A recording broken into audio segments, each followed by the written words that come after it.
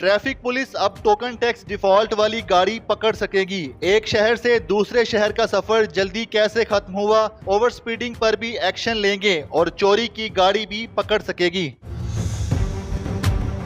Sir ये बताएगा, जो ट्रैफिक वार्डन्स पूरे पंजाब के हैं उनके लिए इंटेलिजेंट ट्रैफिक मैनेजमेंट सिस्टम लाया जा रहा है। वो इंटेलिजेंट ट्रैफिक मैनेजमेंट सिस्टम क्या है और उसमें उनके पास क्या क्या एक्सेस होगा जितने भी वार्डन्स हैं पूरे पंजाब के? इंटेलिजेंट ट्रैफिक मैनेजमेंट सिस्टम का बुनियादी मकसद ये है कि पंजाब की सड़कों के ऊपर जो ट्रैफिक है जी और सड़कें इस्तेमाल करने वाले लोग हैं उनको ज़्यादा महफूज बनाया जाए, एक्सीडेंट्स को कम से कम सतह पर लाया जाए और ट्रैफिक को ज़्यादा स्मूथ, बग़ैर कंजेशन के, बग़ैर ट्रैफिक जैम के जारी व सारी रखा जाए। सही। और उसका फिर तीसरा कंपोनेंट ये है कि जो ट्रैफिक के लॉज हैं उनको इन्फोर्स किया जाए, इंक्रोचमेंट है, दूसरी रुकावटें हैं उनको दूर किया जाए।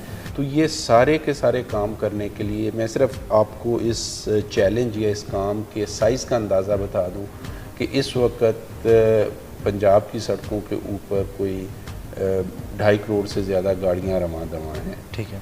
और उनको मैनेज करने के लिए, उनकी खिलाफ वर्जियों को रोकने के लिए हमें टेक्नोलॉजी की ज़रूरत थी।